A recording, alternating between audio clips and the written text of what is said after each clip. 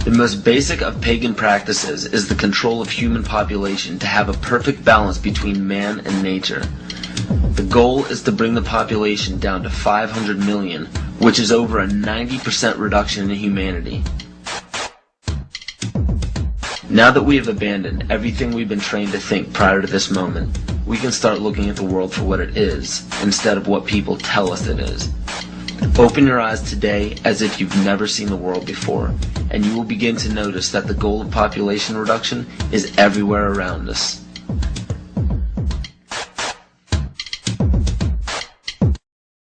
Let me assure you that absolutely nothing that I'm going to tell you is exaggerated, is interpolated, or is imagined. Everything I'm going to tell you is documented.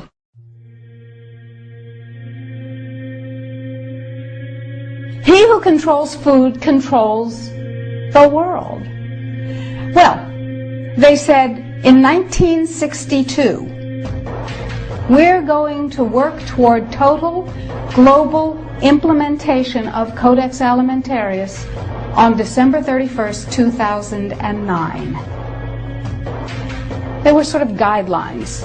Now, Codex Alimentarius Commission is administered by the World Health Organization, WHO, and the FAO, the Food and Agriculture Organization. They fund Codex and they run it at the request of the UN. So they're mommy and daddy to Codex Alimentarius. In 1994, Codex, with no notice here in this country whatsoever, declared nutrients, put on your intellectual seatbelts, declared nutrients to be toxins. They're poisons. Under Codex, every dairy cow on the planet must be treated with Monsanto's recombinant bovine growth hormone. Furthermore, under Codex, every animal used for food on the planet must be treated with subclinical antibiotics and must be treated with exogenous growth hormones. If you do the numbers in the WHO-FAO projections, the epidemiological projections, they estimate, not I, that just the vitamin and mineral guideline alone, when it goes into global implementation on December 31st, 2009, will result in a minimum of 3 billion, that's B, bad, big, billion deaths. 1 billion through simple starvation. Those folks who die are not particularly economically successful from the point of view of the corporations, but the next 2 billion, they will die from the preventable diseases of undernutrition. Who will live? Probably those people who are wealthy enough and powerful enough to have their own pushers of clean food and nutrients.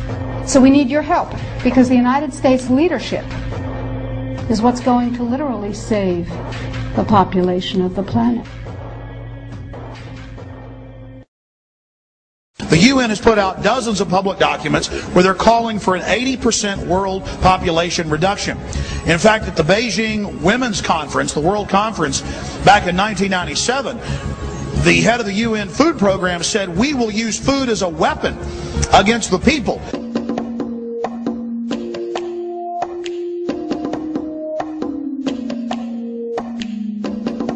66% of United States residents' public water is fluoridated. It is known to have tremendous effects on bone cancer, joint problems, bone weakness, lowered estrogen and testosterone levels, and dental fluorosis, which is yellowing of the teeth and pitting in the enamel.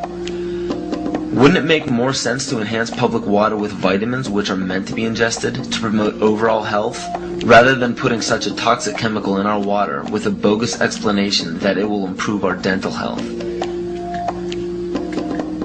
We now know that fluoride causes more dental problems than it solves. Something doesn't seem right about this. Do you honestly believe that these companies care deeply enough for the people to spend large amounts of their own money to fluoridate public water when the people already purchase their own toothpaste? But there's a difference between toothpaste and drinking water. We don't ingest toothpaste. If you go to any hardware store and look at any rat poison product, you will only find one ingredient: sodium fluoride. It is the most toxic ionic molecule outside of potassium dichromate.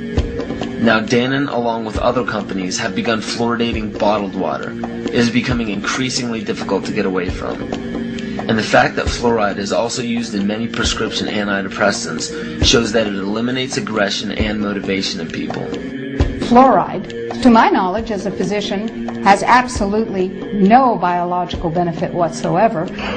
But one of the significant things is that the Russians carried out all sorts of experiments on the people living in the Gulag. One of them, of course, was to fluoridate the water. Why? To fluoridate the water, why people are not as aggressive as they ordinarily would be. In fact, what is the active ingredient in Prozac that is so widely distributed in America today? Well, it's a fluoride compound.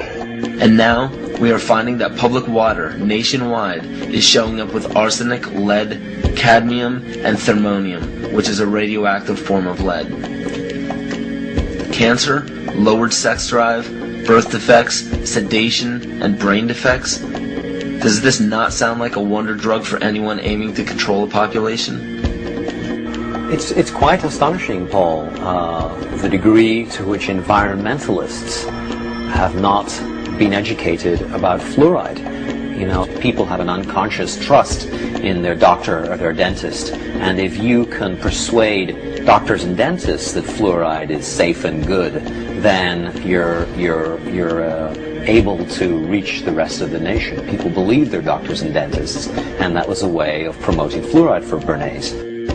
Fluoride was killing their cattle, destroying their crops. Fluoride given to rats had produced bone cancer and liver cancer, and that those results had been doctored to make it look as though fluoride hadn't caused as much cancer.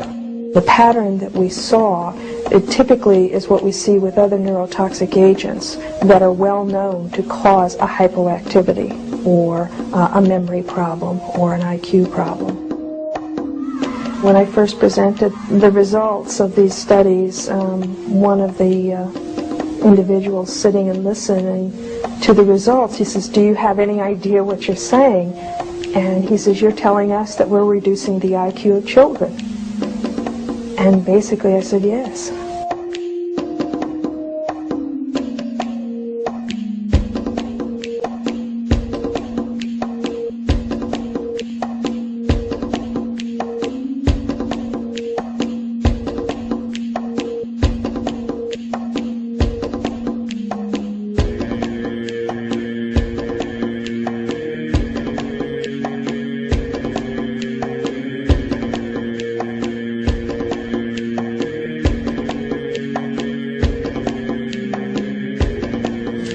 Aspartame, the artificial sweetener found in almost every low-sugar or sugar-free product on the market.